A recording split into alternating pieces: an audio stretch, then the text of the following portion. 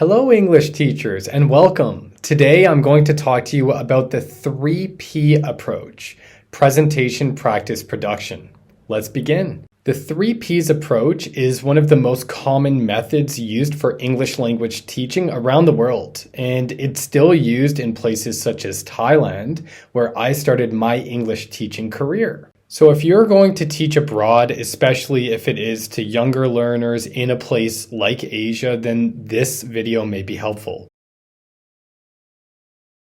PPP, presentation, practice, production.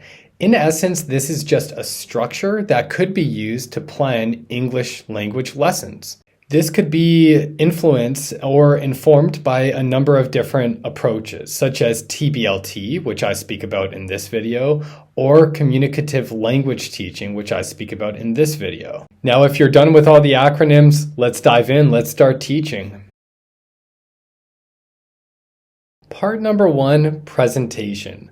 Mostly in these kinds of classes, the teacher will be presenting either vocabulary or grammar. You, as the teacher, will start the class by writing down a list of vocabulary words on the board that you wish for the students to learn by the end of the class.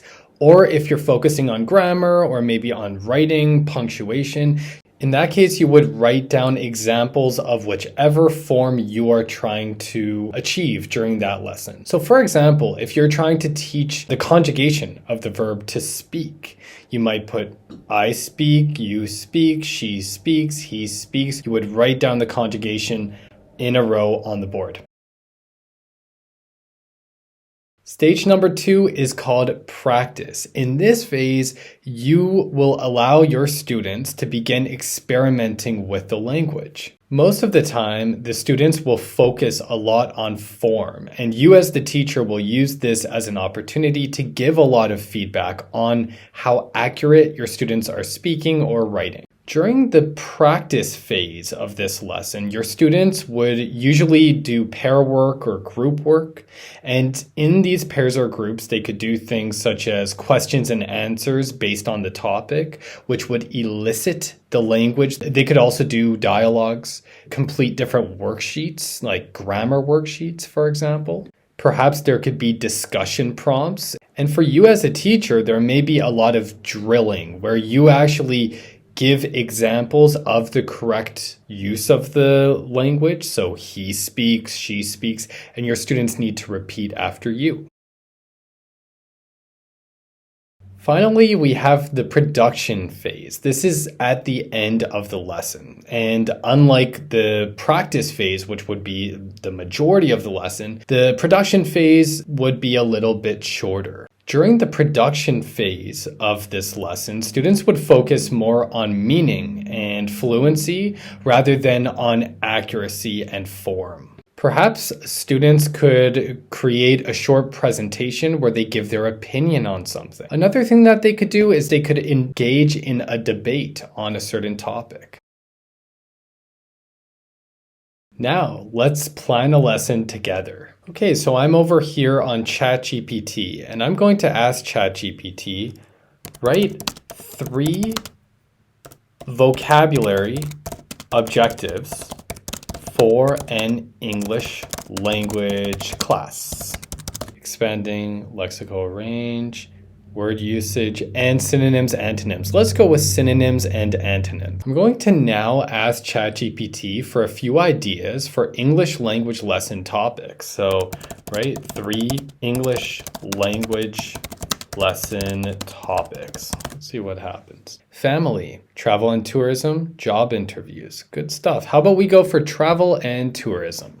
By the way, if you're interested in learning more about how to use AI or ChatGPT as an English language teacher, please check out this video. So now we're going to come over here to this Google Doc, and I'm going to write down the topic, travel and tourism, and the objective is for students to learn more about synonyms and antonyms. This is just a start to the Google Doc. This will be edited in the future, and I will put a link to the finished lesson plan ready to go if you're interested in the description box below. Okay, so I've gotten to this stage in the lesson planning process. I start with a warmer, so my students will start by watching a video of Mr. Bean traveling. After that, a presentation. So I will present a list of synonyms and antonyms related to travel. I have my list of synonyms and antonyms right here under the presentation section. Write the words on the board, explain the meaning of the words, and then practice pronunciation of the words with the class. Moving on to the practice component. This would be the largest component of the class. If the presentation takes 10 minutes, this would take about 30 minutes. So for this component, the students would get into groups and they would read about travel. In this reading, students would take turns reading aloud. After that, you would give students questions to discuss based on the reading. This part of the lesson would focus a lot on form. So you as a teacher should be going around listening to the pronunciation of different students and the grammar and giving them some feedback. Finally, we have the production phase. This phase would take maybe 20 minutes if it's an hour-long lesson. In this phase, you're going to allow your students to use the language. You would have your students share with the class one of their own experiences while traveling and try to get them to use some of the vocabulary from the synonyms and antonyms in their explanation. So have them use words like expensive, cheap, sunny, rainy. And if they don't use these words organically, maybe you could ask them questions or have their classmates ask them questions based on this vocabulary. For more difficulty, you could then get your students to compare this experience, their traveling experience, with what happened in the reading. And if you want some resources to find useful readings for all levels, look at the description box below and you will see some resources there. Finally, like with all lessons, we would finish with a cooler. You would have your students complete a capitals of the world trivia quiz and they would finish.